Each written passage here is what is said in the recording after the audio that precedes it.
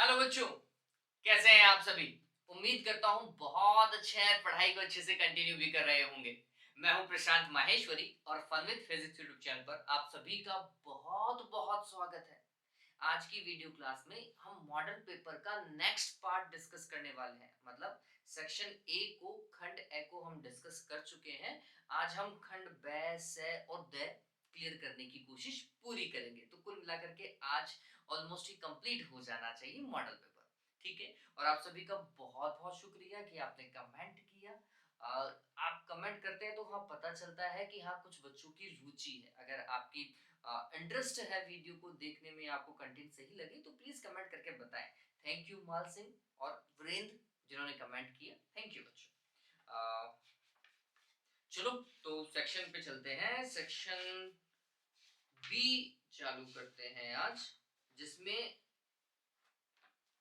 1.5 mark के question है और आप देखेंगे कि सबसे बड़ा पार्ट इसी का ही है ना। बहुत सारे सवाल आएंगे, न्यूमेरिकल भी इसी वाले पैटर्न के अंदर ज्यादा आपको देखने को मिलेंगे। ठीक है, चलिए तो काम करना चालू करते हैं। सबसे पहले इस सेक्शन का जो फर्स्ट क्वेश्चन है, क्वेश्चन नंबर 4 आपको दिखाई दे रहा होगा स्क्रीन के ऊपर। क्या है? एक समांतर प्लेट संधारित्र की प्रत्येक चालक प्लेट का क्षेत्रफल a है तथा उनके बीच पृथक्कन d है। इसकी धारिता का सूत्र व्युत्पन्न कीजिए। आपको क्या कैलकुलेट करना है? पैरेलल प्लेट कैपेसिटर है, उसकी प्लेट का एरिया a दे रखा है और प्लेट के मिड का डिस्टेंस d दे रखा है। तो आपको क्या कैलकुलेट करना है? धारिता। तो फोर्थ क्वेश्चन के लिए अगर मैं काम करूं तो फोर्थ के लिए मेरे को ये प्रूव करना है कि C is equals to epsilon naught A divided by क्या होता है बच्चों? D होता है। ये प्रूव करना है। ठीक है, C क्या है? कैपेसिटेंस है ना, धारिता है, संधारित्र की धारिता है। कैपेसिटेंस ऑफ कैपेसिटर है, पैरेलल प्लेट कैपेसिटर है। देखो काम कैसे करेंगे वो थोड़ा समझिएगा। थोड़ी हिंदी थोड़ी इंग्लिश दोनों चल रहा है ताकि दोनों तरीके के बच्चों को आसानी से समझ में आ सके। ठीक है, पहले आप क्या करेंगे, मैं आपको छोटा छोटा सा बताता हूँ कि इतना तो एग्जाम में करके ही आएंगे, है ना। पैरेलल प्लेट कैपेसिटर है तो एक प्लेट प्लस की होगी और जितना प्लस है उतना ही क्या होना चाहिए? माइनस होना चाहिए। फिर इस प्लेट का क्षेत्रफल a है तो इसका भी क्षेत्रफल a है। दोनों प्लेटों के बीच की जो दूरी है d है, बीच में निर्वात है। बीच में क्या है?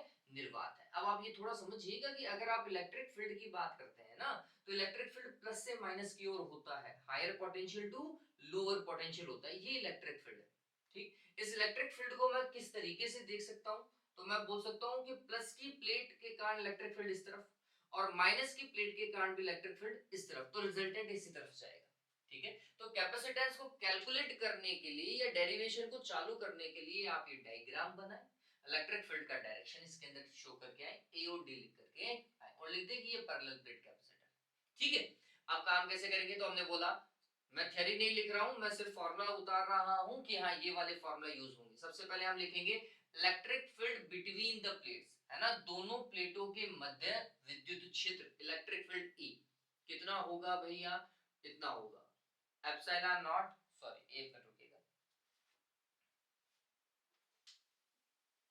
अब आप इलेक्ट्रिक फील्ड का के q divided by r square वाला फॉर्मूला याद रखते हो, लेकिन यहां पर आएगा प्लेट के कारण sigma divided by epsilon not. कितना आएगा?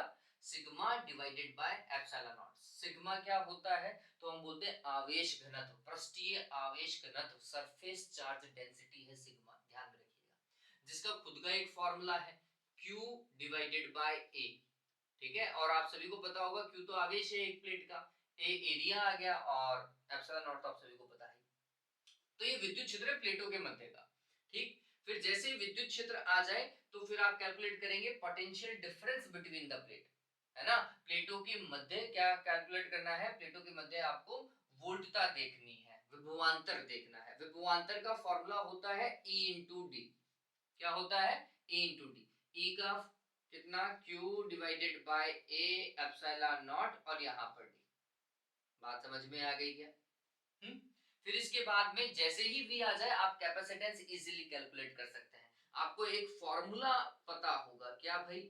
Q is equals to C V वाला, और आपको धारिता कैलकुलेट करनी है तो C इज इक्वल्स टू हो जाएगा Q डिवाइडेड बाय V, है ना। आप चाहे तो इन्हें समीकरण नंबर 1, इसे समीकरण नंबर 2 और लिख दीजिएगा समीकरण 2 से यहाँ पर मान रखने पर putting the value of v into the above equation, कुछ ऐसा कर सकते हैं। तो जैसे ही आप v का मान यहाँ पर रखेंगे, पुट करेंगे, तो q तो ऐसा का ऐसा, v की जगह कितना q d divided by a epsilon not, q से q क्या हो जाएगा, कैंसिल हो जाएगा, a एप्सिलॉन नॉट ऊपर चला जाएगा, नीचे d रह रहा है, यही तो चाहिए था। वैक्यूम में इतना कैपेसिटेंस होता है, इतनी धारिता होती है, निर्वात में इतनी धारिता होती है। क्लियर, डेट मार्क आसानी से आ जाएगा। ठीक है, और आप ज्यादा थ्योरी लिखने की कोशिश मत कीजिए, पता चले आप समांतर प्लेट संधारित्र की परिभाषा उसका डेफिनेशन देने लग जाए, डिगना फलाना ना, ऐसा कोई काम नहीं करना अपन को। ठीक है, टाइम के अकॉर्डिंग चले, एक एक चीज को लिखें, सीधा सटीक काम करने की कोशिश करें, ताकि वो कॉपी आसानी से चेक कर पाए। ठीक है, डन हुआ, क्लियर। हाँ, चलो अब इसके बाद में आगे चले। तो ये था क्वेश्चन नंबर 4 का सॉल्यूशन। अब अपन आ रहे हैं क्वेश्चन नंबर 5 के ऊपर। क्वेश्चन एक बार के लिए पढ़ लीजिए, सभी क्वेश्चन को पढ़ें। देखो ये डेरिवेशन आना चालू हो गए हैं। अब फिफ्थ वाला न्यूमेरिकल है, चैप्टर नंबर 3 से। क्या बोल रहा है, 10 वोल्ट तथा नगण्य आंतरिक प्रतिरोध की बैटरी का एक घनीय परिपथ जाल के विकर्ण सम्मुख कोनों से जुड़ा हुआ है। परिपथ जाल में 2 ओम प्रतिरोध के 12 प्रतिरोधक हैं। परिपथ जाल का समतुल्य प्रतिरोध क्या होगा। अब ये सवाल जो है आपकी बुक का एग्जाम्पल है, बस बुक के एग्जाम्पल में 2 ओम का प्रतिरोध न लेकर के 1 ओम का प्रतिरोध ले रखा है। इंग्लिश मीडियम वाले बच्चों, आप सभी ने पढ़ रखा होगा, ये आपके चैप्टर नंबर 3 का एग्जाम्पल है, मेरे हिसाब से दूसरा ही एग्जाम्पल है, शायद बोल रहा हूँ, एग्जैक्ट नहीं बोल सकता, शायद दूसरा ही एग्जाम्पल, नहीं दूसरा नहीं, किरचॉफ के वाले क्वेश्चन का है, तो दूसरा तो कहां से होगा, पांचवा छठा होगा।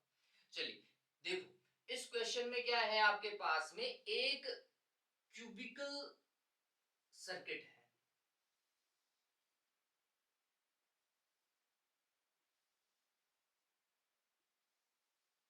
और ये बोर्ड का क्वेश्चन है, ये बात ध्यान रखना, ये बोर्ड में आया हुआ क्वेश्चन है। और इस क्यूबिकल सर्किट में 12 रेजिस्टेंस हैं। आप रेजिस्टेंस तो मेरे हिसाब से सभी समझते हैं, और ये रेजिस्टेंस कैसे लगे हुए हैं, तो हर एक साइड पे लगे हुए हैं, जहां पे नहीं लगा वहां पर भी समझ जाइएगा। और हर एक रेजिस्टेंस कितनी वैल्यू का है, 2 ओम, कितने का, 2 ओम वैल्यू का है, ये बात ध्यान में रखना।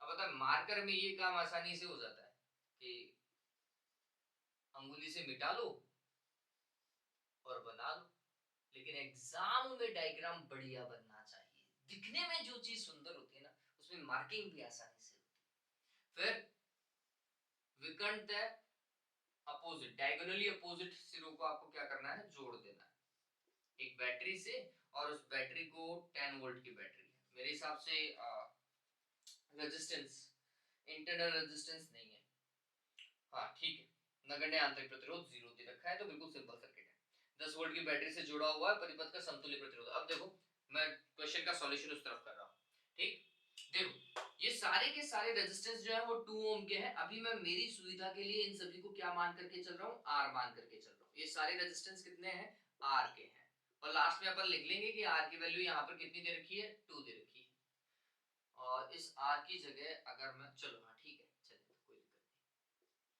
नहीं, ठीक है, हाँ, और फिर इसको नाम भी दो, A B C D E F G, और यहाँ पर एच दे दी, मेरे हिसाब से सारे नाम हो गए। यहां से लेट सपोज कीजिए मैं करंट हमेशा 3 एम्पियर लेकर के आता हूँ, 3 एम्पियर नहीं 3 आई, करंट तो हमें पता ही नहीं है कितना फ्लो हो रहा है, मैं 3 आई ले रहा हूँ। आप आई से भी काम कर सकते हैं, आप 6 आई से भी काम कर सकते हैं, 6 आई से सिंपल होगा, चलो, लेकिन 3 आई तो भी टेक्निकली बेटर है। 3 आई यहां से आई मान के चल रहे हैं, हम ये मान रहे हैं कि 3 आई टोटल करंट का वैल्यू, आई इक्विवेलेंट का वैल्यू 3 आई, और ये 3 आई करंट जो है वो 3 पार्ट्स में डिवाइड हो गई, इक्वल पार्ट्स में डिवाइड हुई, क्यों, क्योंकि सामने रेजिस्टेंस इक्वल चल रहे थे, ठीक है। फिर यहां से ये करंट यहाँ पर आई, इस जंक्शन पे आती है, इस संधि पर आती है, और 2 पार्ट में डिवाइड होती है, यहाँ पर आधी करंट चली जाती है और यहाँ पर भी आधी करंट चली जाती है, हाफ हाफ क्यों गई, क्योंकि यहाँ पे भी रेजिस्टेंस इक्वल है ना। फिर ऐसे ही अगर ये वाली आई आ रही है तो इस तरफ I/2 करंट जाएगी और इस तरफ भी कितनी जाएगी, I/2 जाएगी। ये मैंने बहुत अच्छे से करवा रखा है वैसे वीडियो में। इधर भी I/2 करंट जाएगी और इधर भी I/2 करंट जाएगी, क्योंकि इस जंक्शन से बट गई है ये करंट। फिर इस वाले जंक्शन पे देखो, इधर से I/2 आ रही है, इधर से I/2 आ रही है, तो इसमें I आएगी। ऐसे ही इसमें भी I आएगी, क्योंकि I/2 यहाँ से, I/2 यहाँ से। फिर इस वाले में भी I ही जाएगी, क्योंकि यहाँ से I/2 और यहाँ से I/2। इस तरीके से तो बहुत लंबा चौड़ा सा कॉम्प्लिकेटेड से दिखाई देगा, लेकिन इतना ही कॉम्प्लिकेशन है। फिर फिर आप केवीएल लगाओ, आसानी से कंप्लीट हो जाएगा, दो इक्वेशन में ही कंप्लीट हो जाएगा। ठीक है, आपको क्या पता होना चाहिए, आपको ये पता होना चाहिए कि टोटल करंट जो है आई इक्वलिटी, यहाँ पर आई नहीं है, यहाँ पर कितनी है, 3i है। ये बात ध्यान में रखिएगा। ठीक है, चलो मैं एक लूप उठा रहा हूँ, लूप है ए बी सी डी और वापस से घूम फिर करके ए। कौन सा लूप समझ में आ गया? तो हमने लिखा in loop A B C D A. ठीक है, ये लूप ठीक है। यूजिंग केवीएल, हिंदी मीडियम वाले बच्चों को भी समझ में आ रहा होगा, है ना।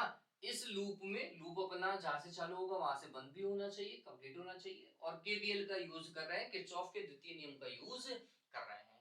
क्या होगा भाई, पहले तो आप देखो कि इस लूप में बैटरी लगी हुई है, आंसर है बैटरी तो लगी हुई है, और बैटरी के हम प्लस वाले सिरे से बाहर निकल रहे हैं, तो यहाँ पर मैं प्लस का 10 लिखूंगा। क्या लिखूंगा, प्लस का 10 लिखूंगा। ठीक है, इसे आप अभी ई इक्वलेंट लिख सकते हैं। ठीक है, तो मैंने इसे अभी ई इक्वलेंट लिखा और प्लस का लिख रहा हूं, तो बैटरी वाला एक ही बैटरी थी, बैटरी का काम हो गया। अब दूसरी तरफ इक्वल के दूसरी तरफ आई आर चलेगा, और लूप की डायरेक्शन में और करंट की डायरेक्शन अगर सेम है तो प्लस का आई आर, और अगर लूप का डायरेक्शन और करंट का डायरेक्शन अपोजिट है तो माइनस का आई आर। ये बात ध्यान में रखोगे। तो हम यू देख रहे हैं, तो देखो लूप भी ऐसा जा रहा है, करंट भी ऐसी जा रही है, तो जितने भी आई आर है वो सारे प्लस के हैं। पहला देखो, ये तो आई आर ही आएगा इस वाली ब्रांच में। दूसरे वाले में आई की जगह I/2 और ये R ही आएगा, तो ये I/2 और R। फिर तीसरे वाले में I और R, ये पता चल रहा है ना, इसमें कोई दिक्कत नहीं होनी चाहिए। डन हुआ। चलिए, कितना हुआ भाई, IR और IR 2IR, और 2IR में हाफ IR जोड़ दो। अरे पता चल रहा है ना, दो में आधा और जोड़ना है, दो में आधा जोड़ोगे तो ढाई, है ना, 2.5। और 2.5 को कैसे लिखते हैं, मेरे हिसाब से 5/2 लिखते हैं, मेरे ये शायद कट गया होगा, लेकिन 2.5 को मेरे हिसाब से आप सभी को पता होगा 5/2 लिखते हैं ना। तो एलसीएम ले लीजिएगा, कैसे भी कर लीजिएगा, लेकिन ये 5/2 आई आ आएगा। डन हुआ गया। अब कितना सिंपल है वो देखो, बहुत ही सिंपल क्वेश्चन बन गया। ये जो E इक्विवेलेंट है इसको थोड़ा सा समझिए। E इक्विवेलेंट क्या होगा, E इक्विवेलेंट होगा E is equals to IR चलेगा। क्या भाई, total current into total resistance, यही तो क्या होगा, ईएमएफ होगा, total current into total resistance, है ना। इज इक्वल्स टू कितना आ रहा है, 5/2 I इंटू आर। ये बात समझ में आई ना बच्चों। अरे जितनी बैटरी होगी उतना ही क्या होगा, विभवांतर भी आना चाहिए, जितना वोल्टेज होगा उतना विभवांतर होगा, है ना। तो हमने उसी को रेस्पेक्टिव में लिखा है। ई इक्विवेलेंट मेरे को पता है, मेरे कितना 3i है। आर इक्विवेलेंट मेरे को कैलकुलेट करना है। ये 5/2 ऐसा का ऐसा चलने दीजिएगा, आई से आई क्या हो जाएगा, कैंसिल हो जाएगा, ये 3 इस तरफ जाएगा तो ये 5/6 हो जाएगा। तो 5/6 आर इज द सॉल्यूशन। और आर का वैल्यू इस क्वेश्चन में कितना दिया हुआ है, आर का वैल्यू इस क्वेश्चन में 2 ओम दिया हुआ है, तो आप यहाँ पे 2 ओम लिख लीजिएगा। तो 5/6 इंटू 2, और ये ओम में आंसर आ जाएगा मेरे हिसाब से 5/3 आ रहा है। पता चला। ये बहुत बढ़िया सवाल है बच्चों, वाकई में बढ़िया सवाल है, और 2 साल पहले इवन पूछा भी गया, 2 या 3 साल हो गए होंगे उससे पहले ये पूछा गया है। तो ठीक है, आने के चांसेस, हालांकि चांसेस कम है कि रिपीट हो, तो मैं आपको कहूंगा कि इससे जस्ट पहले एक एग्जाम्पल है और इसके जस्ट बाद में एक एग्जाम्पल है, वो जरूर देख लीजिएगा। ठीक है, डन हुआ। चलो नेक्स्ट देखो क्या बोल रहा है। ये डन हुआ ना, स्क्रीनशॉट लेना चाहो तो ले सकते हो। डन। चलो अब आपको स्क्रीन के ऊपर नेक्स्ट क्वेश्चन दिखाई देगा। क्वेश्चन नंबर 6 है, अच्छे सा सवाल है, पढ़ लीजिए एक बार के लिए।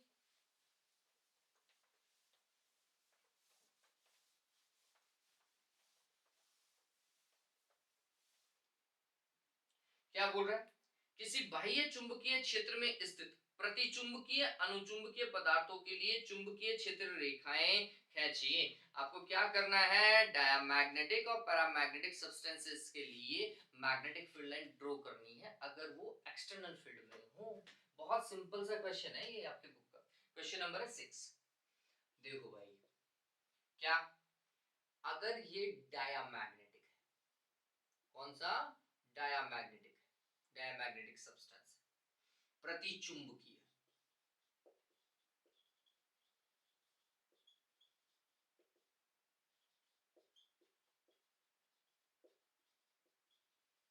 अगर ये प्रतिचुंबकीय है ना बच्चों और एक्सटर्नल फील्ड में रखा हुआ है, तो आपको शायद ऐसा डायग्राम याद हो कि इस बेचारी एक बंद रेखा, एक मैग्नेटिक फील्ड लाइन तो इससे पास होगी, बची हुई कोई भी फील्ड लाइन इससे पास नहीं होगी। इतना भी डायग्राम बना करके आ जाओगे ना तो भी वो नंबर दे देगा, और देना ही है, इतना ही तो पूछा है।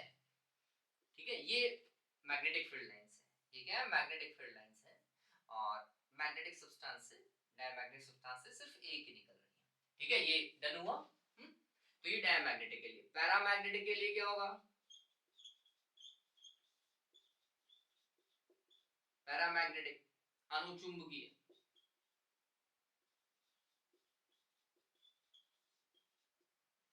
अनुचुंबकीय के लिए ये होगा कुछ इस तरीके का।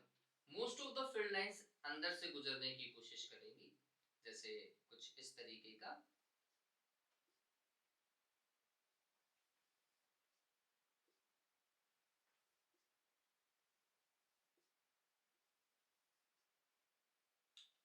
फिर बाहर से भी शो कीजिएगा, कुछ फील्ड लाइंस बाहर से भी जा रही है। ठीक है, लेकिन most of the field lines जो है वो आने की भी कोशिश कर रही हैं। तो ये है आपका कौन सा, अनुचुंबकीय। और अगर लोहा चुंबकीय आता तो लगभग सारी ही अंदर से गुजारते, अंदर है ना चुंबकीय क्षेत्र का मान बहुत बढ़ जाता है। ठीक है, तो अंदर से जाने की कोशिश करेंगी। अगर ये कौन सा होता, लोहा चुंबकीय होता, फेरोमैग्नेटिक होता, तो सारी की सारी फील्ड लाइन अंदर से पास करवाते हैं। ठीक है, ये बात तो ये ही दो डायग्राम बनाने थे, आपका डेट नंबर पक्का था, कहीं कोई दिक्कत ही नहीं है। ठीक है, 7th क्वेश्चन अच्छे से पढ़ें। एक बार के लिए मैं ये देख लेता हूं कि स्क्रीन के ऊपर आ तो रहा है ना, पता चले मैं काम कर रहा हूं और स्क्रीन के ऊपर आ ही नहीं रहा है। ओके, ठीक है, चलिए 7th क्वेश्चन देखिए। पढ़ लिया बच्चों? 7th क्वेश्चन क्या है? हम्म, 7th क्वेश्चन के अंदर जल्दी से पढ़ो, कौन से चैप्टर का है वो बताओ। हाँ भाई, वीडियो को शेयर जरूर कीजिए और चैनल को सब्सक्राइब कीजिएगा, इफ पॉसिबल, इफ पॉसिबल। चलो 7th क्वेश्चन देखिए। एल लंबाई की एक चालक छड़ को समरूप चुंबकीय क्षेत्र बी में लंबवत रख करके इसे चुंबकीय क्षेत्र के लंबवत नियत वेग v से चलाया जाता है, तो चालक छड़ के सिरों के मध्य प्रेरित विद्युत वाहक बल, गतिक विद्युत वाहक बल ज्ञात कीजिए, आवश्यक चित्र भी बनाइए। आपकी बुक का डेरिवेशन है। क्या बोल रहा है, अब मैं इसे इंग्लिश में, देखो हिंदी में तो ये सीधा सीधा दिया हुआ है ना। आपको क्या कैलकुलेट करना है, विद्युत वाहक बल कैलकुलेट करना है। कहां में, एक छड़ के अंदर। देखो ये क्या बोल रहा है, ये कुछ ऐसा है, ये क्वेश्चन नंबर 7 है। ये कुछ ऐसा बोल रहा है कि आपके पास में एक यूनिफॉर्म मैग्नेटिक फील्ड है। इंग्लिश मीडियम वाले बच्चों, अब आपके लिए बोल रहा हूं मैं। यूनिफॉर्म मैग्नेटिक फील्ड का मतलब होता है बच्चों समरूप चुंबकीय क्षेत्र। ठीक है, तो जल्दी से एक समरूप चुंबकीय क्षेत्र बनाया। अब समरूप चुंबकीय क्षेत्र बनाने के लिए बच्चों मैं कुछ ऐसा काम कर रहा हूं। ये दिखाई दे रहा है, क्रॉस बनाया है, तल के लंबवत अंदर की और परपेंडिकुलर एंड इनवर्ड, है ना, ये डन है। चलो, तो ये हुआ आपका यूनिफॉर्म मैग्नेटिक फील्ड, डन। फिर हर जगह बी ही है, चुंबकीय क्षेत्र बी है, चुंबकीय क्षेत्र का परिमाण भी। फिर इसके अंदर अपन एक लूप ले रहे हैं। ठीक है, और इस लूप में, आयताकार लूप है, इस लूप की एक भुजा जो है, ये वाली वाली भुजा जो है ये वो छड़ है जिसमें हमें विद्युत वाहक बल ज्ञात करना है। इस छड़ को अपन ने नाम दिया पी क्यू। क्या नाम दे रहे हैं इस छड़ को? पी क्यू नाम दे रहे हैं। और हम इस छड़ को क्या कर सकते हैं? मूव कर सकते हैं। क्या कर सकते हैं? मूव कर सकते हैं। आसानी से इस तरफ खिसका सकते हैं, आसानी से इस तरफ खिसका सकते हैं। ये डन हुआ। ठीक, तो हम मान करके चल रहे हैं कि इसे v वेग से इस तरफ खिसकाया जा रहा है। ठीक है, अभी ये स्थिति जो थी वो P और Q की थी। कुछ समय पश्चात यही स्थिति जो है वो यहां तक आ जाता है। ये छड़ी यहां तक आ जाती है और अगर ये छड़ी यहां तक आ जाती है तो ये स्थिति हो जाएगी P डैश और Q डैश। ठीक है, स्थिति पता चल रही है। इस छड़ की जो लंबाई है ये लंबाई L है। छड़ की लंबाई कितनी है? L है। और इसने ये जो दूरी तय की है इस दूरी को मैं x लिख रहा हूं। क्या लिख रहा हूं? x लिख रहा हूं। समझ लेंगे आप आसानी से। देखो अब क्या हो रहा है, जो वो बोल रहा है वो सारी चीजें होनी चाहिए। सारी चीजें मतलब वो बोल रहा है कि ये चुंबकीय क्षेत्र में छड़ जो है वो लंबवत होनी चाहिए। मतलब ये छड़ जो है, रॉड जो है वो परपेंडिकुलर होनी चाहिए मैग्नेटिक फील्ड के। तो रॉड की लेंथ ऊपर की ओर, मैग्नेटिक फील्ड अंदर की ओर, परपेंडिकुलर।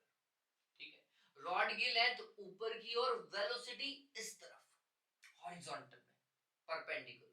पता चला? परपेंडिकुलर। फिर मैग्नेटिक फील्ड अंदर की ओर, वेलोसिटी आगे की ओर। मैग्नेटिक फील्ड अंदर, परपेंडिकुलर इनवर्ड, और वेलोसिटी आगे, वो भी परपेंडिकुलर चल रहे हैं, 90 डिग्री बना रहे हैं। तो ये सारे एक दूसरे के क्या है? परपेंडिकुलर है। आसानी से काम होगा हमारा। ठीक है, अब आप थोड़ा सा ये गौर कीजिएगा, मैं इसके अंदर करंट की डायरेक्शन और आपको बता रहा हूं, पूछी नहीं है, मैं बता रहा हूं।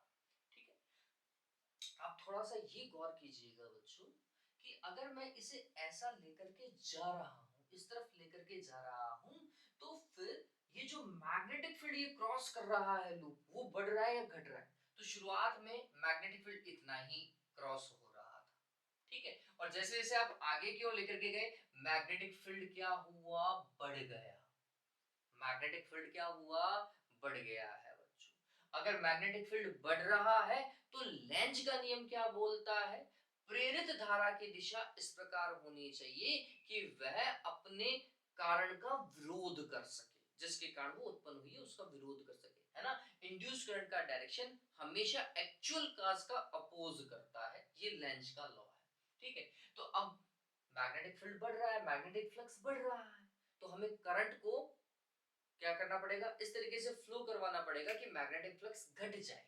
ठीक है, अब मैग्नेटिक फील्ड बढ़ रहा है या फ्लक्स बढ़ रहा है, कहां की ओर? अंदर की ओर। इसको कम करने के लिए मेरा मैग्नेटिक फील्ड कहां की ओर?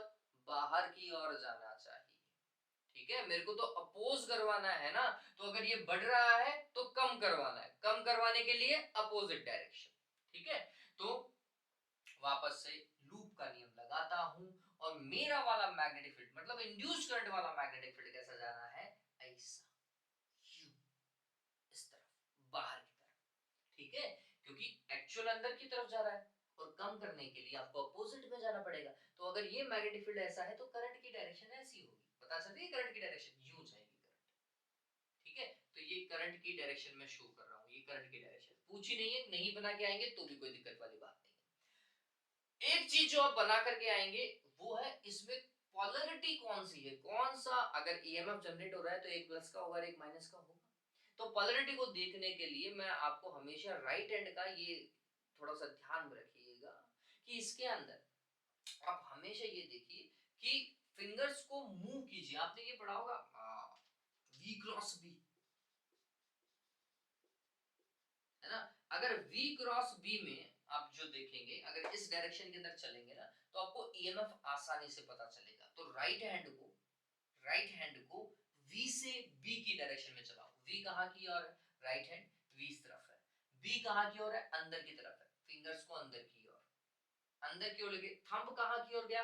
ऊपर की ओर। थंब का डायरेक्शन हमेशा पॉजिटिव को इंडिकेट करता है। थंब का डायरेक्शन हमेशा पॉजिटिव को, तो ये ऊपर तो पॉजिटिव हो गया और नीचे रॉड माइनस। क्लियर? डन है, ये पता चला। तो ये पार्ट प्लस का होगा और ये वाला माइनस क्वालिटी का होगा। बैटरी बन गई, ईएमएफ जनरेट हो गया। अब वो देखो डेरिवेशन, डेरिवेशन सिंपल सा है। डेरिवेशन को काम करने के लिए हम डायरेक्ट फैराडे लॉ लगाएंगे, फैराडे के द्वितीय नियम से। किससे? फैराडे के द्वितीय नियम से प्रेरित विद्युत वाहक बल का परिमाण ही बोल रहा हूं। ओनली d∅dt लिख लीजिएगा, माइनस का चिन्ह लगाने की कोई जरूरत नहीं है। और ऐसा आपको दिक्कत ही आ रही तो परिमाण में काम कर लो, ठीक है। फिर ये क्या होता है, d डिवाइडेड बाय क्या बच्चों, dt। फ्लक्स फाई क्या होता है, b इंटू ए होता है। b a cos थीटा होता है, लेकिन अगर आप थीटा की वैल्यू देखेंगे तो 0 डिग्री है। गौर करो ना, ये लूप है। लूप का डायरेक्शन लेट सपोज करो किस तरफ मान लिया, इस तरफ मान लिया या इस तरफ मान लिया, दोनों में से एक डायरेक्शन लो। मैग्नेटिक फील्ड का डायरेक्शन भी कहां की ओर, अंदर की ओर। एरिया अंदर की ओर मानते हुए देख रहा हूं, मैग्नेटिक फील्ड भी अंदर की ओर मानता हुआ देख रहा हूं, दोनों एक दूसरे की डायरेक्शन में है तो 0 डिग्री आएगा। तो यहां पर मैं cos 0 लिखता, cos 0 का वैल्यू 1 होता है, इसलिए मैं नहीं लिख रहा, इसलिए मैं नहीं लिख रहा। चलो आगे देखो, बी चुंबकीय क्षेत्र, magnetic field, uniform magnetic field था, समरूप चुंबकीय क्षेत्र, तो फिर तो ये तो नियत है, नियत है तो बाहर निकालो, क्या होगा, इतना ही आएगा। क्लियर हुआ? चलो फिर एरिया, एरिया होता है लंबाई गुणा चौड़ाई, है ना, लेंथ इनटू विड्थ, जो चेंज हो रही है, ठीक है, जो चेंज हो रही है। तो हम लिखेंगे यहाँ पे बी डी ए, एरिया में चेंज कितना, लेंथ को विड्थ से मल्टीप्लाई कर दो, एल इंटू एक्स, इतना एरिया इंक्रीज हो गया, डिवाइडेड बाय क्या बच्चों, डी टी। और dt की जगह आप t लिख सकते हैं, कहीं कोई दिक्कत वाली बात नहीं है। मान लीजिए कि t समय में यहां से लेकर यहां तक पहुंच रहा है, यहां से यहां तक पहुंच रहा है t टाइम में, ठीक। तो हमें ये पता होना चाहिए x डिस्टेंस dt टाइम में चल रहा है, x डिस्टेंस dt टाइम में, distance divided by time, distance divided by time velocity होती है बच्चों। अगर वेलोसिटी v मान ली जाए, जो कि v ही है, तो ये हो जाएगा b l v, induced EMF, प्रेरित विद्युत वाहक बल। पता चला, 5 लाइन का डेरिवेशन था, बहुत सिंपल है, ठीक है। तो क्या करोगे, कहां प्लस बन रहा है कहां माइनस बन रहा है, एग्जाम में ये जरूर बता करके आए और लिखे फ्लेमिंग के नियम से, ठीक है, बकायदा ये लिख करके आइए, प्लस और माइनस फ्लेमिंग के नियम से ही बनेगा, ठीक है। तो फ्लेमिंग के नियम से हमें पता चलता है कि P प्लस का है और Q डॉट वाला भाग माइनस की पोलैरिटी का होता है, ध्रुवता का होता है। और प्रेरित विद्युत वाहक बल के लिए आप किसका वर्ड यूज करेंगे, फैराडे के द्वितीय नियम से। किससे, फैराडे के विद्युत चुंबकत्व संबंधी द्वितीय नियम से, ठीक है। चलो सॉरी, चुंबकीय प्रेरण संबंधी, विद्युत चुंबकत्व नहीं, चुंबकीय प्रेरण संबंधी द्वितीय नियम से। डन हुआ, ओके। 8th वन देखो, 8वां देखो, ये डन है ना, चल 8वां देखो।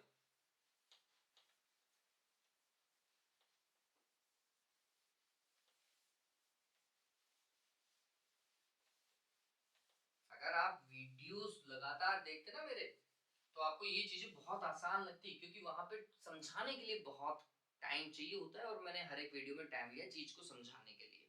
तो वो वीडियो पूरे देखोगे तो आपको बहुत अच्छे से समझ में भी आएंगी चीजें। चलिए, तो भी अभी इतना टाइम नहीं लग रहा है आपको, तो आप मेन मेन चीजों को डिस्कस करो।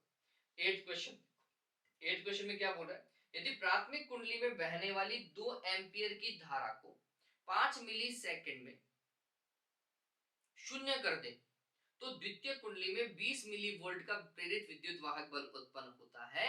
उन कुंडलियों का अन्योन्य प्रेरकत्व क्या होगा। अन्योन्य प्रेरकत्व में देखो, ये वो क्वेश्चन है जिनके अंदर L D I upon D T वाला फॉर्मेट पढ़ा है आपने, हाँ 8th वाला था ना। Induced EMF is equals to, या तो होगा L D I upon D T, जो स्व प्रेरकत्व, सेल्फ इंडक्टेंस, और म्यूचुअल इंडक्टेंस के लिए ये होता है M D I upon D T. ये चीज ध्यान में रखना। और इनके ऊपर क्वेश्चन आता है, माइनस का साइन लगा हुआ होता है, कहीं कोई दिक्कत वाली बात नहीं, आप परिमाण बना लो इसको, इसको क्या बना लो, परिमाण बना लो, नहीं तो फिर माइनस का एलडीआई अपॉन dt या माइनस का एमडीआई अपॉन dt लिखो, ठीक है, उससे कोई फर्क नहीं पड़ेगा। चलिए अब थोड़ा सा समझिए, ये क्वेश्चन इसी का ही है। ये क्या बोल रहा है कि ये जो फ्लो होने वाली करंट है 2 एम्पियर से कितनी हो जाती है, 0 हो जाती है, ठीक है। तो करंट में चेंजेस डी आई का वैल्यू दिया हुआ है, 2 से डायरेक्ट 0, तो चेंज कितना, 2 - 0 कर देता हूं, 2 एम्पियर, अपन को तो इतना ही देखना है। कितने टाइम में हो जा रहा है ये करंट जीरो, तो कितना टाइम ले रहा है 5 मिली सेकेंड, ये थोड़ा ध्यान रखना 5 मिली है बच्चों, 10⁻³ सेकेंड। हाँ, फिर कितना प्रेरित विद्युत वाहक बल बना रहा है, कितना इंड्यूस्ड ईएमएफ बना रहा है, 20 मिलीवोल्ट इंड्यूस्ड ईएमएफ, 20 मिली, अगेन 10⁻³ वोल्ट। तो अन्योन्य प्रेरकत्व इंड्यूस्ड ईएमएफ एम का वैल्यू पूछा है, तो एम का फॉर्मूला बनाओ यहां से। एम बराबर क्या होगा, M is equals to induced EMF dt से मल्टीप्लाई होगा और di का डिवाइड आएगा, यही तो होगा। E का वैल्यू कितना 20 इंटू 10⁻³ -3 है यार ये। dt कितना टाइम लग रहा है यार 5 इंटू 10⁻³ बच्चों। फिर कितनी करंट है, तो इतना ही तो है, चलो हो जाएगा, 10 आएगा ये। फिर 10 को 5 से मल्टीप्लाई करूंगा तो 50 आएगा, 50 इंटू 10⁻⁻6, 50 इंटू 10⁻⁻6 हेनरी, यूनिट क्या होती है हेनरी, और 10⁻⁻6 होता है बच्चों माइक्रो, तो हम लिख सकते हैं 50 माइक्रो हेनरी। पता चला, सिंपल सा क्वेश्चन है, फॉर्मूला आपको पता होने चाहिए। हाँ, मैं वीडियोस बनाने वाला हूँ फॉर्मूलाज के, ठीक है, हर एक चैप्टर के फॉर्मूला अपन डिस्कस करेंगे, उससे छोटे छोटे न्यूमेरिकल क्या बन सकते हैं वो भी अपन डिस्कस करेंगे, ठीक है, लेकिन चैप्टर वाइज फॉर्मूलाज एक बार के लिए सारे डिस्कस करेंगे ताकि आपके न्यूमेरिकल आसानी से हो जाए, ठीक है। चलो आगे देखो, नेक्स्ट वन, 9th वन, ये सिंपल सा क्वेश्चन लग रहा है मेरे को।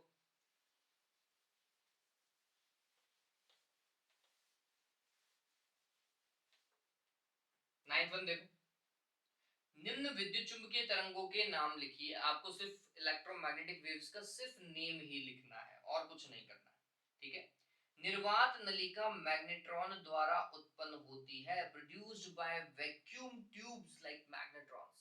मैग्नेट्रॉन और क्लिस्ट्रॉन से बच्चों सूक्ष्म तरंगे ही बनती है, माइक्रोवेव्स। कौन सी वेव्स, माइक्रोवेव्स बनती है, ये बात ध्यान में रखिएगा। तो ये क्वेश्चन नंबर 9 था, तो इसका जो फर्स्ट है दैट इज माइक्रोवेव्स। माइक्रोवेव्स को इंग्लिश में लिख लो तो ठीक है, नहीं तो सूक्ष्म तरंगे, है ना। फिर ओजोन परत द्वारा अवशोषित होती है, अब्सॉर्ब्ड बाय ओजोन लेयर, ये सभी को पता रहता है, यूवी, अल्ट्रावायलेट,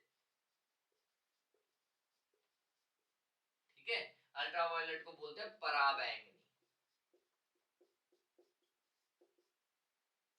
फिर रिमोट द्वारा नियंत्रित, अब ये एग्जाम के क्वेश्चन है ना, रिमोट वाला तो एग्जाम में आया हुआ, आईआर, इंफ्रारेड, इंफ्रारेड, इंफ्रारेड को कौन सी तरंगे बोलते हैं, अवरक्त तरंगे,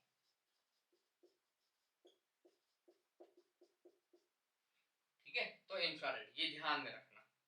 फिर इनके और कोई आपको याद हो तो वो थोड़ा सा ध्यान में रखिएगा। ये सूक्ष्म तरंगों का कोई एक उपयोग बताओ कि माइक्रोवेव जहां यूज होती है, तो ध्यान में रखना कम्युनिकेशन सिस्टम में, सैटेलाइट कम्युनिकेशन में माइक्रोवेव्स का यूज किया जाता है। अल्ट्रावायलेट, अल्ट्रावायलेट का यूज किया जाता है नेत्र चिकित्सा के अंदर, है ना, ये जो आई की जो सर्जरी होती है, आई सर्जरी में इसका यूवी रेज का यूज किया जाता है, वाटर प्यूरिफिकेशन में, है ना, जल के शोधन में, जीवाणुओं को नष्ट करने में, ठीक है, बैक्टीरिया को डिस्ट्रॉय करने के लिए यूवी रेज का यूज किया जाता है। फिर अवरक्त का तो इन्होंने बता ही दिया, रिमोट सबसे बेस्ट है, वाईफाई सिस्टम के अंदर भी इन्हीं का ही उपयोग किया जाता है। इसका एक और बहुत बढ़िया है, ये जो अर्थ का जो टेम्परेचर है वो टेम्परेचर भी कौन बनाए रखती है, ये आईआरएस, अवरक्त तरंगे ही बनाए रखती है, ध्यान में रखिएगा। हरित गृह प्रभाव, ग्रीन हाउस इफेक्ट में कौन सी का यूज किया जाता है, आईआर का ही यूज किया जाता है, ठीक है, ये ध्यान में रखिएगा। चलिए 10th वन, न्यूमेरिकल।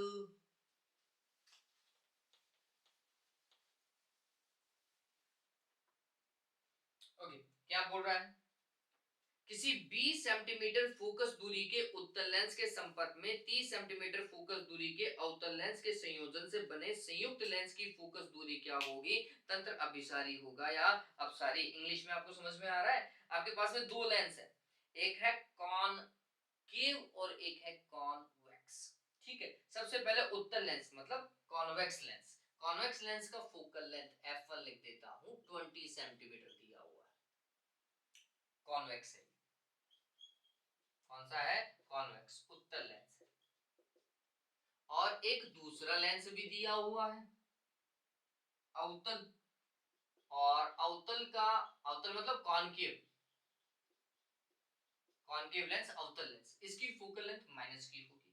अब इन दोनों लेंस को अगर पास पास में रख दिया जाए, चिपका करके रख दिया जाए, तो रिजल्टेंट फोकल लेंथ कितनी होती है भाई? 1/f is equals to 1/f1 plus 1/f2। अरे यही तो होती है ना। पावर पूछिए या फोकल लेंथ पूछिए?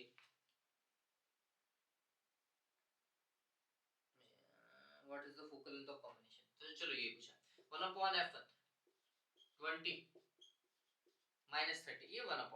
अपन सेंटीमीटर में कैलकुलेट कर रहे हैं। एलसीएम लोगे तो कितना आएगा भैया? 60 आ जाएगा। 3 टाइम्स 3 माइनस 2, 1/60 प्लस का आ रहा है। अरे ये कैलकुलेशन तो सभी को पता होगी यार, हैं? मैं एलसीएम करने थोड़ी बैठूंगा। तो एफ का वैल्यू कितना आ रहा है? 60 सेंटीमीटर। ध्यान में रखिएगा कितना आ रहा है? 60, और प्लस का आ रहा है। प्लस का आ रहा है तो इसका मतलब है सिस्टम जो है वो कन्वर्जिंग होगा। कैसा होगा? कन्वर्जिंग होगा। कन्वर्जिंग मतलब अभिसारी होगा। और अगर ये गलती से माइनस का आता, गलती से माइनस का कब आता? -20 होता और प्लस का 30 होता, उस केस में माइनस का ही आता। तो हम बोलते हैं डाइवर्जिंग होगा, है ना। आउटर लेंस की फोकल लेंथ माइनस की होती है और यही डाइवर्जिंग होता है। देखो ये वाला लेंस कन्वर्जिंग होता है क्योंकि इसकी फोकल लेंथ प्लस की है, यहाँ पे प्लस का आ रहा था इसलिए मैंने कन्वर्जिंग बता दिया। ठीक है, ध्यान रखना। चलो बता दिया, सारा काम हो गया। इसमें तो पावर पूछ सकता था, पावर क्या होगा? 1/f होगा। सॉरी सेंटीमीटर में तो 100/f होगा। 100/f मतलब 1/100/60 कर लीजिएगा, डायप्टर के अंदर लगा लीजिएगा। कितना? 5/3 डायप्टर। चलो 11th वन, हाइगेन का तरंग सिद्धांत, स्नेल नियम को व्युत्पन्न करना है। मैंने बहुत अच्छे तरीके से डेरिवेशन करवा रखा है, वो डेरिवेशन का लिंक मैं इस वीडियो के डिस्क्रिप्शन में डाल दूंगा, प्लीज देखिएगा। विवर्तन को परिभाषित कीजिए, विवर्तन के लिए आवश्यक शर्त लिखिए। विवर्तन क्या होता है बच्चों? चलो ये डिस्कस कर सकते हैं। विवर्तन क्या होता है? आपके पास में कोई ओपेक ऑब्स्टिकल है। ओपेक ऑब्स्टिकल का मतलब क्या होता है? अपारदर्शी। अपारदर्शी है ना, जिसके आर पार ना देखा जा सके। आपके पास में कोई ओपेक ऑब्स्टिकल है और जब लाइट जो है इस ओपेक ऑब्स्टिकल, अपारदर्शी अवरोधक के इन कॉर्नर से टकराती है, इन किनारों से टकराती है ना, तो वो इसके छायांकित भाग में चली जाती है, मुड़ जाती है। ठीक है, तो ये जो पर्टिकुलर फिनोमिना है बेंडिंग ऑफ लाइट का, इसे ही हम क्या बोलते हैं? डिफ्रैक्शन बोलते हैं। वापस से समझाता हूं, पहले हिंदी मीडियम वाले बच्चे देखिए। जब प्रकाश किसी अपारदर्शी अवरोधक के तीक्ष्ण किनारों से टकराता है तो वह उसके छायांकित भाग की ओर मुड़ जाता है। यह घटना विवर्तन कहलाती है। ठीक है, the bending of light towards the shadowed region, English medium वाले बच्चों के लिए, the bending of light towards the shadow region of an opaque obstacle is known as diffraction। ठीक है, या फिर इसको पूरा सटीक तरीके से लिखोगे तो ऐसा लिखोगे, whenever light incident on the corners of opaque obstacle it get bent towards the shadowed region, this particular process is known as diffraction of light। ठीक है, इस तरीके से आप लिख सकते हैं। क्या जरूरी है डिफ्रैक्शन ऑफ लाइट के लिए? डिफ्रैक्शन ऑफ लाइट के लिए अपर्चर का साइज जो है ए, ये कंपैरेबल होना चाहिए इंसिडेंट लाइट की वेवलेंथ के, या उससे छोटा होना चाहिए। वापस से, डिफ्रैक्शन के लिए अपर्चर का साइज, द्वारक, अवरोधक या द्वारक, है ना, द्वारक की चौड़ाई जो है, हिंदी मीडियम वाले बच्चों के लिए, द्वारक की चौड़ाई आपतित प्रकाश की तरंगदैर्घ्य की कोटि की होनी चाहिए। वापस से हिंदी मीडियम वाले बच्चों गौर करो, द्वारक की चौड़ाई आपतित प्रकाश की तरंगदैर्घ्य के कोटि की होनी चाहिए। ठीक है, ये इसकी आवश्यक शर्त है।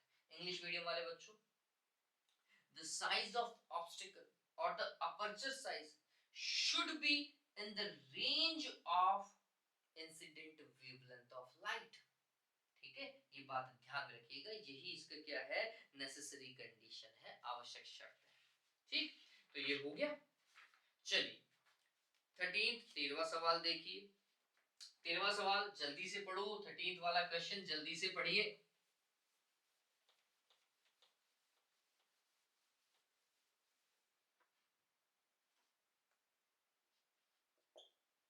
क्या बोल रहा है, find the de Broglie wavelength of matter waves, और आपको m और v दिया हुआ है ना। De Broglie wavelength, de Broglie तरंगदैर्घ्य h डिवाइडेड बाय mv देता हूं।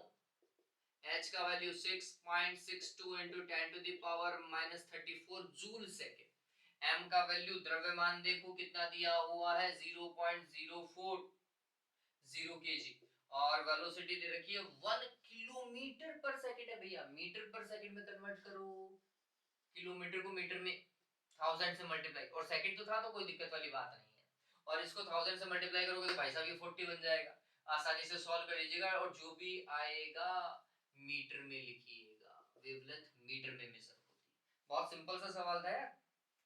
चलिए नेक्स्ट देखिए, D Broglie wavelength, sorry de Broglie की द्रव्य तरंग परिकल्पना का बोर के द्वितीय अभिग्रहित, और ये सवाल आ सकता है यार, है ना।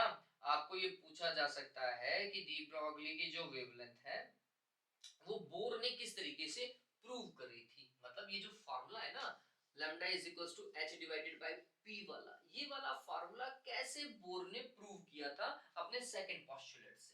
देखो किस तरीके से, अरे मैं उल्टा बोल गया यार, मैं उल्टा बोल गया, ऐसा तो कुछ था ही नहीं, उल्टा करता है, उल्टा बोल गया। देखो क्या होता है, बोर मॉडल का जो सेकंड पोस्टुलेट है वो कैसे प्रूव होता है, डी ब्रोगली वेवलेंथ से। ठीक है, कैसे प्रूव होता है, मतलब इस lambda is equals to h upon p से आपको प्रूव करना है कि वो जो एंगुलर मोमेंटम है वो कितना होता है, h अपॉन 2 पाई का इंटीग्रल मल्टीपल जाता है, ये आपको प्रूव करना है। ठीक है, किस तरीके से, बहुत सिंपल है। देखो सबसे पहले तो एक डायग्राम बनाओ, ये आपको पता भी होना चाहिए। इस डायग्राम में हम ये मान करके चल रहे हैं कि ये इलेक्ट्रॉन का ऑर्बिट है, क्वेश्चन नंबर 14 है ना, ये इलेक्ट्रॉन का ऑर्बिट है, और इस इलेक्ट्रॉन के ऑर्बिट में जब इलेक्ट्रॉन रिवॉल्व करता है तो वो वेव के फॉर्मेट में ट्रेवल करता है, किसके में, वेव के, और स्टेशनरी वेव बनाता है। क्या बनाता है, स्टेशनरी वेव। अब लेट सपोज करो अगर इलेक्ट्रॉन थर्ड ऑर्बिट में ट्रेवल कर रहा है तो वो 3 वेवलेंथ कंप्लीट करेगा, 1 कंप्लीट हुई, 2 कंप्लीट हुई, और ये 3 कंप्लीट हो गई। कितनी वेवलेंथ कंप्लीट करेगा, 3। अगर फोर्थ में ट्रेवल कर रहा होता तो वो 4 कंप्लीट करता। ये किसने बताया भाई, ये एक परिकल्पना रखी, एक पोस्टुलेट रखा भैया, माना डी ब्रोगली ने कि इस तरीके का काम होता है। ठीक है, तो इस चीज को अगर मैं फैक्ट मानता हूं तो वो बोलता है कि ये जो ऑर्बिट है, इस ऑर्बिट का डिस्टेंस उतना ही होना चाहिए, लेंथ उतनी ही होनी चाहिए जितना कि वेवलेंथ चल रही है ना, इसके ऑर्डर में चलना चाहिए। ऑर्डर मतलब इसके इंटीग्रल मल्टीपल में चलना चाहिए। अब ऑर्बिट का लेंथ कितना, ऑर्बिट का लेंथ है बच्चों 2 पाई r, और ये किसके बराबर होना चाहिए, it should be integral multiple of wavelength. अगर थर्ड ऑर्बिट है तो 3 लैम्डा, फोर्थ ऑर्बिट है तो 4 लैम्डा, nth ऑर्बिट है तो n लैम्डा। अब मेरे को पता नहीं, मैं बोल रहा हूँ nth ऑर्बिट है, मान के चलते हैं nth ऑर्बिट, तो फिर 2 पाई r की वैल्यू किसके इक्वल होनी चाहिए, n लैम्डा के इक्वल होनी चाहिए।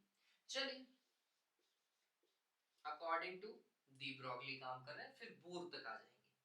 फिर n ऐसा कैसा, लैम्डा का फार्मूला होता है डी ब्रोगली के अकॉर्डिंग h अपॉन p। ठीक, फिर ये 2 pi r as it is, n h, p होता है mv। ठीक है, mv यहाँ आ गया, mv इधर ले जाओ और 2 पाई को इस तरफ ले आओ, तो ये हो जाएगा mvr, mv और ये r, और 2 पाई इस तरफ आ गया, nh अपॉन 2 पाई। बताओ भाई प्रूव हुआ नहीं हुआ, हुआ, यही तो सेकंड पोस्टुलेट था बोर मॉडल का, है ना, क्वांटम पोस्टुलेट। और ये पूछता भी है, देखो इसके अंदर बेसिक बेसिक क्वेश्चन ही है, या तो ये सवाल पूछ लेगा, अदरवाइज रेडियस का डेरिवेशन आ जाएगा या वेलोसिटी का डेरिवेशन आ जाएगा, या तीनों पोस्टुलेट में से कोई दो पोस्टुलेट लिखवाएगा। ठीक है, यही बेसिक क्वेश्चन बनते हैं इसके अंदर, पता चला, सिंपल था। ऑलराइट, नेक्स्ट देखिए, परिभाषित कीजिए 15th नंबर का क्वेश्चन, द्रव्यमान क्षति और बंधन ऊर्जा को। तो द्रव्यमान क्षति, जब भी ये क्वेश्चन आए ना सॉरी बच्चों, और किसी भी क्वेश्चन के अंदर अगर गलती से कोई फॉर्मूला है तो प्लीज वो फॉर्मूला लिख करके आओ।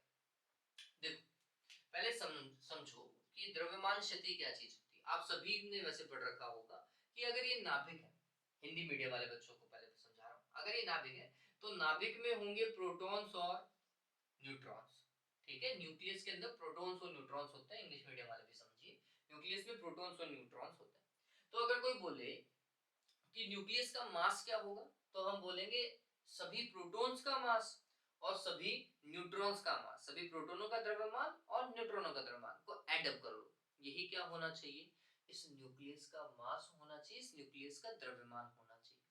जबकि एग्जैक्टली ऐसा होता नहीं है, किसी भी न्यूक्लियस का एक्चुअल मास, वास्तविक द्रव्यमान, न्यूक्लियस का वास्तविक द्रव्यमान, उसमें उपस्थित प्रोटोनों, उसमें उपस्थित कुल प्रोटोनों और कुल न्यूट्रॉनों के द्रव्यमान से कुछ कम होता है। यही द्रव्यमान में आई कमी द्रव्यमान क्षति कहलाती है। वापस से, the actual mass of nucleus is slightly lesser than the total masses of protons and neutrons inside it. ठीक है, this difference in mass is known as mass defect. अब क्या होगा वो समझिए। तो हमने बोला जब भी मास डिफेक्ट आए तो डेल एम जरूर लिख करके आओगे। कौन सा ज्यादा है भाई, प्रोटोनों और न्यूट्रॉनों का मास। प्रोटॉन्स जेड प्रोटॉन होते हैं और ये प्रोटॉन का मास अपन मान करके चल रहे हैं एम, प्लस न्यूट्रॉन्स का मास, नंबर ऑफ न्यूट्रॉन्स एन मान लो, और एक न्यूट्रॉन का मास कितना, एम एन, लिख लूं। ये तो होना चाहिए था लेकिन है कितना, इतना। ये होना चाहिए था लेकिन है इतना। तो इनके मास का डिफरेंस ही तो है। अब एग्जाम में क्या लिख कर के आओगे, आप इसको ऐसा लिखोगे, नंबर ऑफ न्यूट्रॉन्स क्या होते हैं, तो आप सभी को पता होगा, A is equals to number of protons plus number of neutrons, द्रव्यमान संख्या A, यही तो देते हो। तो फिर यहां से n नंबर ऑफ न्यूट्रॉन्स क्या हो जाएंगे, मास नंबर में से z को सब्ट्रैक्ट कर दीजिएगा। तो एग्जाम में आप ये लिख करके आएंगे और जरूर लिख करके आएंगे, और ये पूछा जाता भी, पता चला, जब भी मास डिफेक्ट आए तो ये चीज तो लिख करके आनी ही है। चलो फिर बंधन ऊर्जा, और बंधन ऊर्जा के लिए आप लिखेंगे del M C square, del M की जगह फिर वैल्यू पुट कर दीजिएगा Z M P plus A minus Z M N minus actual mass of nucleus, और इसको सी स्क्वायर से मल्टीप्लाई, आइंस्टीन द्रव्यमान ऊर्जा समीकरण से ये चीज निकलेगी।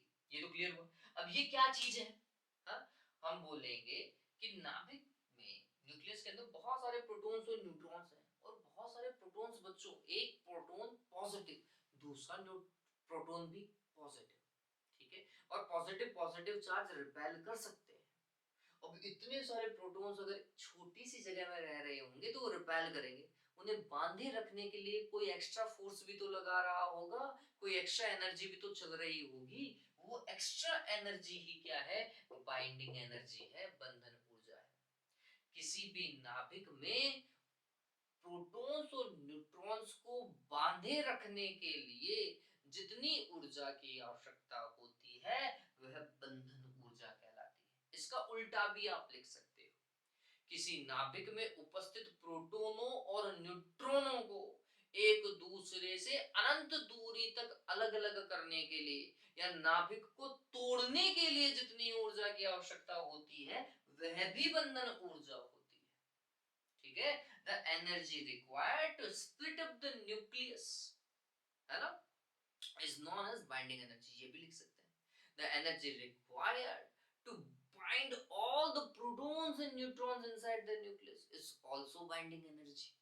ठीक है, तो दोनों ही केस के अंदर अलग अलग तरीके से लिख सकते हैं, जो भी आपको पैटर्न अच्छा लगे, लेकिन ये फॉर्मूला मत भूलिएगा, इसका नंबर मिलेगा ही मिलेगा। ये डन हुआ। चलिए आगे आने वाले सवाल खंड 6 में आपके पास में इंटरनल चॉइस होगी, ऊपर नीचे में से कोई सा भी कर सकते हैं। दो जल्दी से देखते हैं। वैद्युत द्विध्रुव के विश्वतीय तल, विश्वतीय तल हिंदी मीडियम वाले बच्चों थोड़ा ध्यान में रखना, निरक्ष रेखा को विश्वतीय तल बोलते हैं। तो निरक्ष रेखा पर आपको क्या कैलकुलेट करना है, विद्युत द्विध्रुव के कारण विद्युत क्षेत्र, इक्वेटोरियल लाइन पर इलेक्ट्रिक फील्ड कैलकुलेट करना है। मैं सिर्फ फॉर्मूला लिख रहा हूं, डेरिवेशन के लिए लिंक डाल दूंगा, तो लिंक जरूर देखिएगा, डिस्क्रिप्शन के अंदर लिंक जरूर देखिएगा। क्या भाई, ये वाला डेरिवेशन था ना, K P divided by R cube वाला, वो वाला डेरिवेशन पूछा है। डायग्राम अच्छे से बना करके आओगे, सेक्शन सी को डिस्कस कर रहे थे, ठीक है। आवश्यक चित्र भी बनाइए, तो डायग्राम का तो एक नंबर अलग से बोल रखा है आपको, ड्रॉ द नेसेसरी डायग्राम बोला है तो एक नंबर दिया हुआ है। चलो, तो 2 नंबर का डेरिवेशन हो जाएगा, 1 नंबर का डायग्राम हो जाएगा।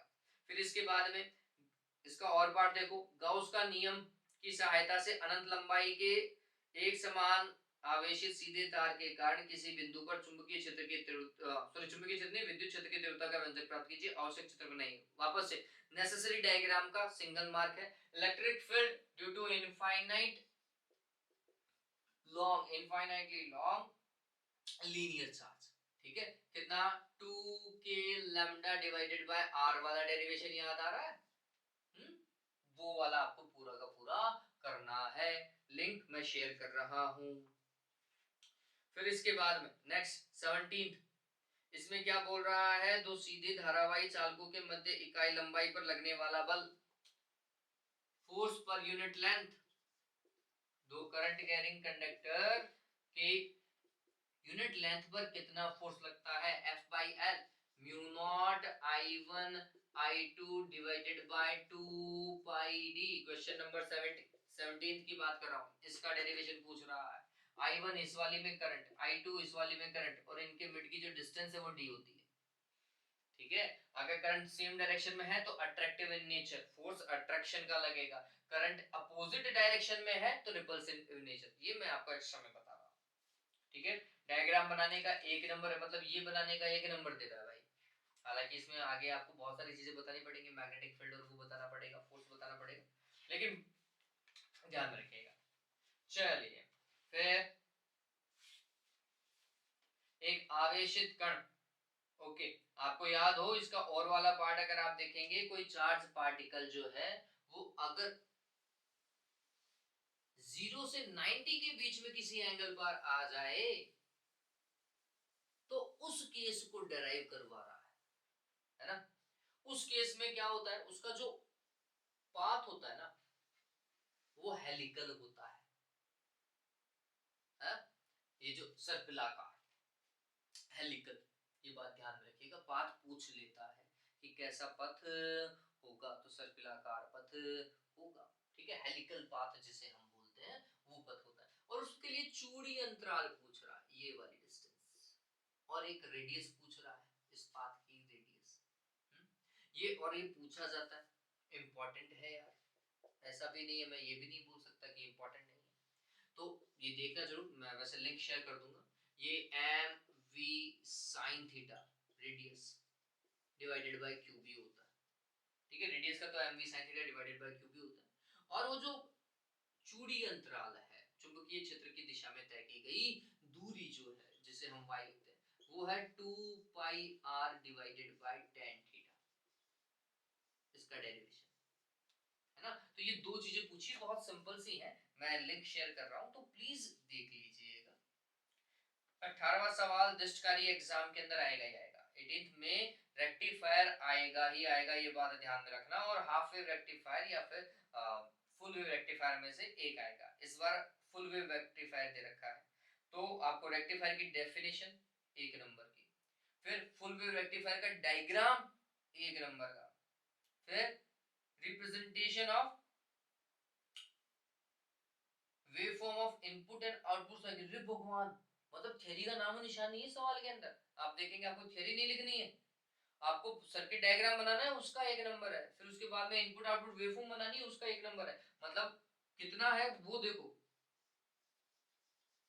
दिष्टकारी क्या होता है? जो एसी को डीसी में कन्वर्ट कर दे, प्रत्यावर्ती धारा को दिष्ट धारा में कन्वर्ट कर दे, वो दिष्टकारी। ठीक है, और फुल वेव रेक्टिफायर का यही तो डायग्राम है।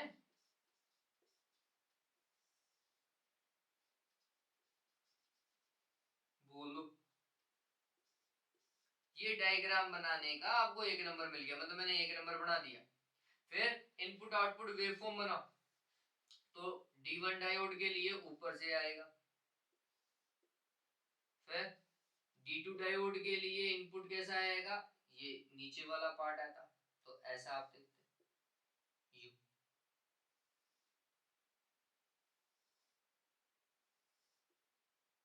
और आउटपुट वी आउटपुट ऊपर से। खत्म। ये लो एक नंबर यहाँ। और एसी को डीसी में चेंज करने वाला डिवाइस रेक्टिफायर। हो गया ये। चलो 18वें का, ये 18th है ना, ये कौन सा था? 18th वाला था। फिर इसी के अंदर इसका अगर और पार्ट देखूं तो आपको पीएन संधि के पश्च दिशिक बायसिंग को समझाना है। पश्च दिशिक में क्या होता है? जब डायोड के पी टाइप को बैटरी के ऋण सिरे से और एन टाइप को बैटरी के धन सिरे से जोड़ा जाए, है ना। पी टाइप सेमीकंडक्टर को तो नेगेटिव से, बैटरी के नेगेटिव टर्मिनल से, और एन टाइप सेमीकंडक्टर को बैटरी के पॉजिटिव टर्मिनल से अगर कनेक्ट कर देते हैं तो फिर वो क्या हो जाती है? रिवर्स बायसिंग हो जाती है। फिर इसका डायग्राम आपको पूछा है, तो ये बायसिंग मैंने बहुत अच्छे से समझा रखी है, मैं आपको लिंक शेयर जरूर करूंगा। हाँ, खंड दे पर आओ, सेक्शन डी 19 और 20 सवाल। लास्ट क्वेश्चन है, 4-4 नंबर के, 3-3 नंबर के आपके पास में 3 सवाल है, और 4 नंबर के आपके पास में 2 सवाल है। और सवाल देखो कितने सीधे, बहुत सीधा क्वेश्चन दे रखा है। एक तो आरएमएस वैल्यू का जो डेरिवेशन है वो आपको आना चाहिए। वो मुश्किल से 10 लाइन, 10 तो बहुत ज्यादा बोल गया, 5 लाइन का डेरिवेशन है यार, 5 लाइन का, इससे ज्यादा का नहीं। ठीक है, इसके साथ में ये जो सवाल दे रखा है ये बहुत छोटा है, 2 नंबर फूकट के दे दिए इसने। क्या बोल रहा है? एक उच्चाई ट्रांसफॉर्मर, उच्चाई मतलब स्टेप अप ट्रांसफॉर्मर 220 वोल्टेज को 1100 वोल्ट्स में कन्वर्ट कर देता है। इसका मतलब V इनपुट या V1 आप लिख सकते हैं। V1 is equal to V input का वैल्यू कितना है? 220 है, और V आउटपुट का वैल्यू कितना है? 1100 वोल्ट। और फिर बोल रहा है कि यदि उसकी द्वितीय कुंडली में फेरों की संख्या, number of turns in secondary coil, secondary coil में फेरों की संख्या N2 800 है, तो प्राथमिक कुंडली में फेरों की संख्या N1। और भाई इससे मतलब सीधा सवाल क्या ही होगा? क्या भाई? V1 divided by V2 is equal to N1 divided by N2 transformer ratio. N1 पूछा है तो N1 क्या हो जाएगा? V1 N2 divided by V2। बताओ ये आएगा क्या? V1 का वैल्यू कितना, N2 का वैल्यू कितना, V2 का वैल्यू।